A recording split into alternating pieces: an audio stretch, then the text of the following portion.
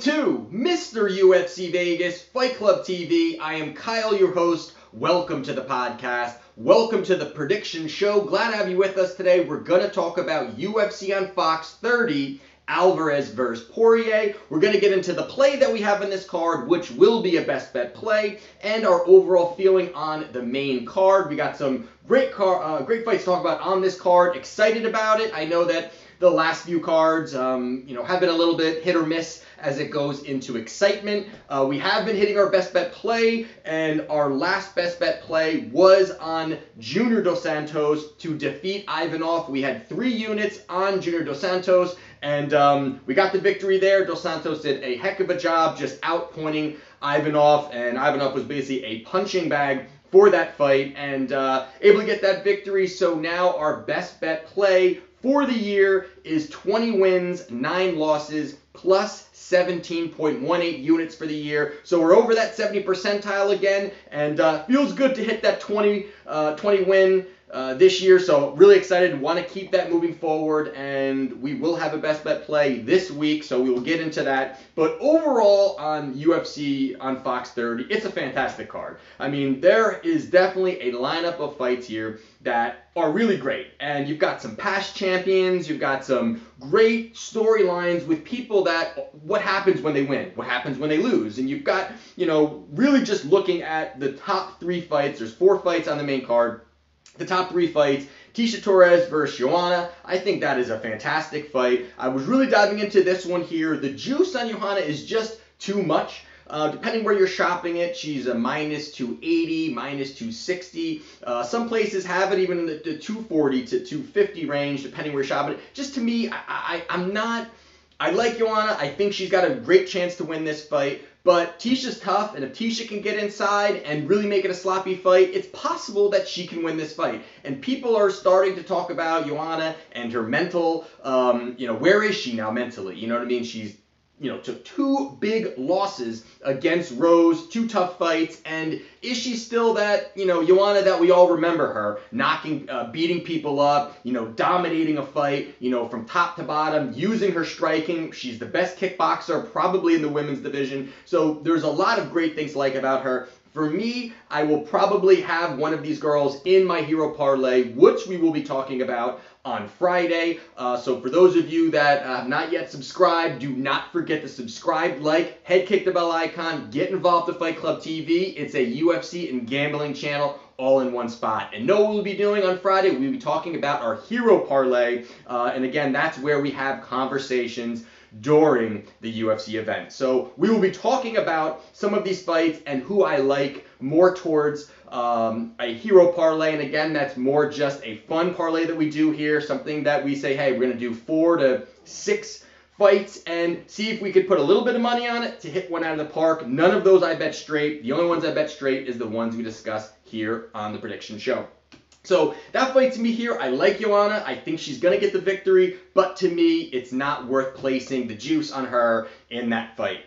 The co-main event here is another fantastic fight. And you've got 2 guys here again. You've got Jeremy Stephens versus Aldo. And, Aldo Stephens here, you've got Stephens who kind of was a gatekeeper for a long time. You know what I mean? He's really been in the UFC, grew up in the UFC, has really continued to evolve, but has always had that power. The power, he can just knock anybody out in the division without question. And now he's at the point where he's knocking on the door of a title shot. And at first, I wasn't really a believer. To be honest with you, I was not a believer in Stephens. Didn't think that he would get to this point. Don't think that he had the mindset to get to this point, and really the technical skills. And now you got Aldo, who past champion after the McGregor situation and being dropped and all the things that happened there. He's kind of been on a downturn. He lost to Holloway and all those things that were going on. Now this is a point, and an enormous point in Aldo's career, that if he loses this, he's in a world of trouble of where he's going to be within the UFC. And Stephens has been battling, looking great, knocking guys out. So in this situation here, it's basically a pick-em at this point, where these odds are with these 2 guys. To me, I was very close to picking one of these guys as possibly a best bet. But the more I dove into it, I just am not sure.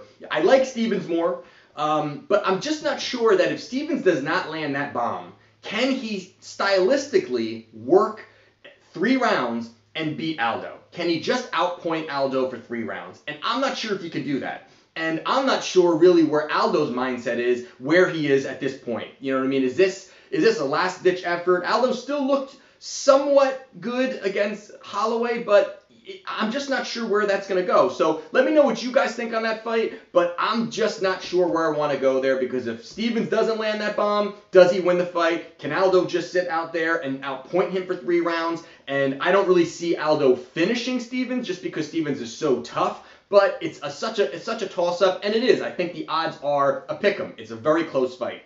But the best bet play will be on the main event of the evening between Eddie Alvarez versus Dustin Poirier. So we will get into this play. Again, our best bet play for the year is 20 wins, 9 losses, plus 17.18 units for the year. So we're going to dive into this fight. Now, I'm excited about this fight. We're going to talk a little bit about their last fight and all the things that happened there, and the fact that they both fought Gaethje, and we're going to get into all that. And like I always like to talk about here, is that I like to go over their last 4 fights, rewatch them, and see what that maybe the opponent can expose, things that the other guy's doing that lacks in the other way, and really trying to it's solving a puzzle and seeing if we can handicap it the right way and give us a little bit of an edge here before we place our bet.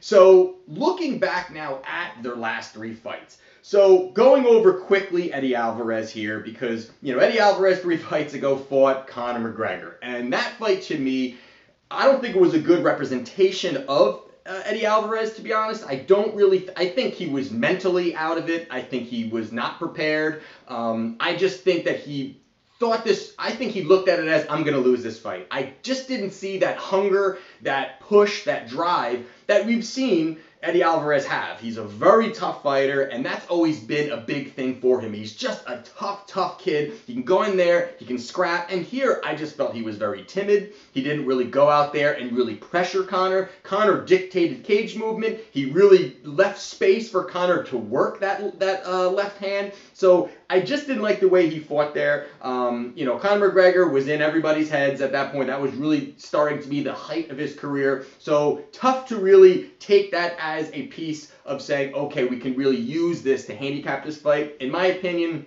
not fully. I just don't really see it being much. But of course, Conor McGregor puts away Eddie Alvarez in that fight. The other fight for that was against Dustin Poirier. We're going to get to that in a minute, because that's obviously a very important fight because they're fighting again. And another important fight, though, is his last fight against Gaethje. Now, this fight here is a fight that you take a look at, and you got Gaethje, who is a guy that is just a wild fighter. I mean, he's been in the UFC for 3 fights. He continues to have main events because his style of fighting. He'll go in there, he'll stand in front of you, as we all know. I don't have to tell you this, I'm sure you all know. He'll stand in front of you and he'll just bang. And he's looking for those leg kicks. He will soften you up with those really hard leg kicks, probably the best leg kicks in the division, and then he'll continue to pressure you and force you to just use your cardio, use your energy. He continues to throw strikes, and he's terrific at that. Sometimes a little too wild and a little sloppy when he comes down to how he is stylistically when he's out there and he's trying to work combinations from the outside. He really doesn't even work combinations. So in this fight here, going right into it, both of their volumes was extremely high. And the one thing that you saw right away, again, was those leg kicks from Gaethje. Gaethje continued to pressure those leg kicks, which always gets your opponent, whoever Gaethje's fighting, to start worrying about checking the leg kick, and all of a sudden he's working hard shots up top. So in this fight, to me here, the one takeaway that I had that was a very big takeaway was the fact that Eddie Alvarez, and the one thing that we all know is he's a tough guy, but his striking is not polished. There is without a doubt no question that he does not have those he doesn't work a jab, throw a 1-2 combination, body shot, step outside, work a combination. That's more Poirier. That's more Poirier's terrific boxing, great polished skills from the outside. That's something that here Alvarez versus Gaethje, this fight was just two guys standing in the middle throwing bombs. Now, it's tough to really gauge when you're talking about how it'll be set up with Poirier, but the one thing that I took away also was the fact that Eddie Alvarez, after round one, he looked tired. He looked exhausted. Now, Poirier, when he fought him, and we'll just jump right into that because that's obviously very important, the fact that they fought the same guy. But Poirier was, I mean, obviously their front legs were just chewed up from those front kicks from Gaethje. But how that Poirier worked the combinations, how he kept pressing, how he kept working. I like the way that Poirier worked this fight over the way Eddie Alvarez worked this fight. Because both of Eddie Alvarez and Gaethje it was a sloppy fight. I mean, I really thought that was a extremely sloppy fight. Both these guys were looking to stand in the middle, but that's also really how Eddie Alvarez works. He's a tough kid. He'll take some shots, but he just pressures you. And the thing also about him sometimes is that Eddie Alvarez does take little breaks. I mean, maybe not a long break, but he takes slight breaks where it gives the opponent opportunities to start to dictate the cage movement. And for when Poirier did the same thing, Gaethje just kept the pressure going. But even with the fact that he had one leg, basically, Poirier, after 4 rounds of just getting, I mean, it was over 40 leg kicks that he had absorbed, he was still able to have power in that 4th round to drop Gaethje. I think that says an absolute lot about his training. Poirier is with American Top Team. I think that says a lot about how he is, his mindset, his durability. And of course you can say that too about Alvarez when he fought Gaethje. Without question you can. I just think that Poirier was able to take the damage a little bit better and keep pressing. I mean, it was just unbelievable the way that he was able to do that. Of course, Gaethje goes down in the 4th round. Poirier gets that victory. So that's that fight there. Then you've got the fight before that. Poirier fought Anthony Pettis. This fight here, I'm not very big on Anthony Pettis. I think that Pettis is very much on the downswing. I know that he just got the victory recently, but I'm just not that big on him. I really think that he's more, he's a highlight reel kind of guy, but people kind of know how to beat him. And I think if you pressure him, although Chiesa tried to do that and Pettis was able to get a nice stoppage, but really Poirier was able to just pour it on, get in tight, take him to the ground. The only reason that I actually believe that that Pettis actually, lasted as long as he did is because they were covered in blood. I mean, these two guys, it was like an oil slick, the way that these guys were slipping around and on top of each other. And I always saw there was great opportunities for Poirier to work on top. He kept taking him down. He was not scared to give no space to Anthony Pettis. And Pettis, of course, wants the space, wants to work his kicks, wants to be able to work combinations, the flashy stuff. That's what he wants when it comes down to that. And really, Poirier did a fantastic job, was able to get that victory against Pettis. And the one fight that we will dive into a little more as well is 3 fights ago, Poirier fought Eddie Alvarez. Now, this fight was, one, again, that, there's a lot of controversy and a lot of stuff going on with that. And people are focusing on the controversy. Oh, hey, Eddie Alvarez had him on the ground and he kneed him and all these other things. And yes, that's true. That's absolutely true. But if you look before that, and I rewatched the fight again, you look before that, Poirier did a hell of a job. I mean, he did a great job.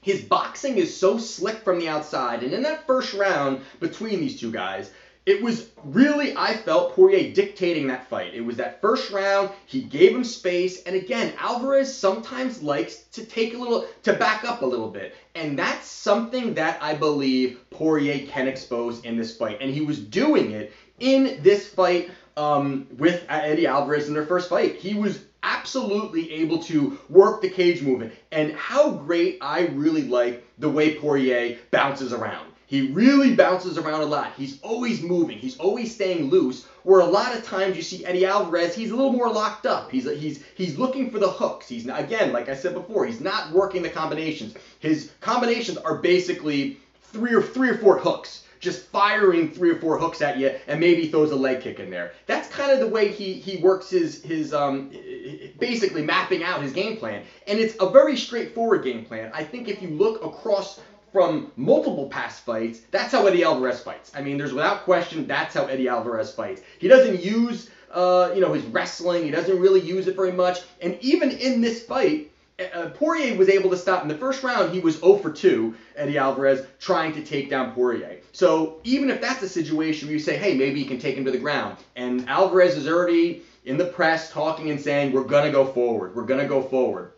That's a possibility. Who knows? It's only talk, and a lot of times they want you to think one way, and then they're going to, end up going the other way. So, who knows? But he was able to stop those takedowns, and I thought his takedown defense looked great. He was always able to get those underhooks, Poirier, and Alvarez a lot of times just backed out of it completely. And even into that second round, right away, Poirier landed a big shot on Eddie Alvarez. Eddie Alvarez continued to try to get some takedowns. The thing that the turning point that I should say is that the first round, in my opinion, was Poirier. Second round, going into the second round here, was Poirier again. I felt Poirier was landing some shots. He landed that big shot. And now when he hurt Eddie Alvarez, I think he got happy feet. I think he really got happy feet once he saw he was hurt. And he unloaded. And yes, Eddie Alvarez, heck of a chin there. He took some bombs. Of course, even against Gaethje, you see how he's got a chin, no doubt. And I think if he had just taken his time, he didn't overexpose himself. And then, of course, when he did overexpose himself, that's when Eddie Alvarez landed a big shot, and then the knees came in, and that's when the controversy started. Did the knees happen? But if you take the tidbit away that I believe is a big takeaway from that fight, is the fact that you've got Poirier, who hurts Eddie Alvarez and just unleashes so many punches that he almost gassed himself out for that round. I don't think he was gassed out for if they kept fighting. I think he could have kept fighting. I just think that if he had, and there was time, there was 2 minutes left in that round where he had a ton of time to just sit there, work his boxing, work from the outside a little bit, where if he finds the right spot, throw the hard shot. But he went in there and just threw 15 hard, heavy shots and kept pressing and literally almost gassed himself out and left himself overexposed when he completely tried to go forward. Eddie lands a nice shot, and credit to Eddie on that shot. And that was when I think more it was Poirier being tired than the shot landed from Alvarez. My opinion again, but you guys let me know what you think. And that's really where I think that was a turning point. And then you've got, of course, the stoppage happens. But the key parts here as an overall look is I like that Poirier is a southpaw, and that again contributes to what he did against McGregor being a southpaw, and that straight left hand from Poirier. Now this is going to be a 5-round fight. I think that if he takes his time, Poirier is going to have an opportunity to work his combinations, work that straight left hand, work even if the fact that. And people say a lot, hey, Alvarez could go for those takedowns.